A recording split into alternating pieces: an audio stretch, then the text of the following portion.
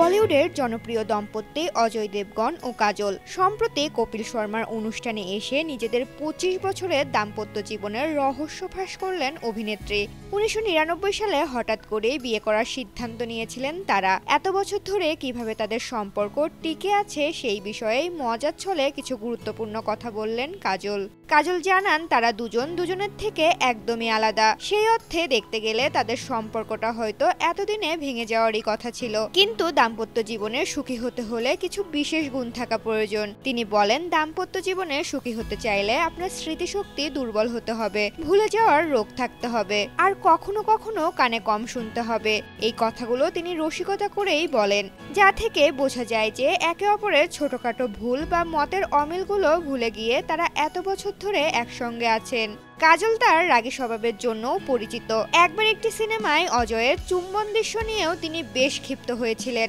মজার বিষয় হলো, সেই সিনেমার সহ-প্রযোজক ছিলেন কাজল নিজেই, কিন্তু অজয় এই দৃশ্যের কথা কাজলের কাছে গোপন করেছিলেন। কাজল বলেন, চুম্বনের অনুমতি চাওয়ার আগেই সে এসে আমাকে বলল আমি করে ফেলেছি, আমি সত্যিই দুঃখিত। কপিল শর্মার প্রশ্নের জবাবে কাজল আরো বলেন যে তিনি এই দৃশ্যের কথা আগে থেকে জানতেন না। যখন তিনি দৃশ্যটি দেখেন তখন হিংসায় জ্বলে ওঠেন এবং মজার ছলে বলেন, আমি বন্দুক বের করে ফেলেছিলাম এই দৃশ্য দেখার পর। এই তারকা দম্পতির খুনসুটি এবং রসিকতাপূর্ণ কথোপকথন থেকেই বোঝা যায় তাদের সম্পর্কের ভিত্তি কতটা মজবুত এবং ভালোবাসায় পূর্ণ। তাদের এই গল্পগুলোই প্রমাণ করে যে নিখুঁত না হয়েও নিজেদের ছোটখাটো ভুলগুলো এবং ভিন্নতাগুলো মেনে নিয়েই একটি সফল ও সুখী দাম্পত্য জীবন কাটানো সম্ভব।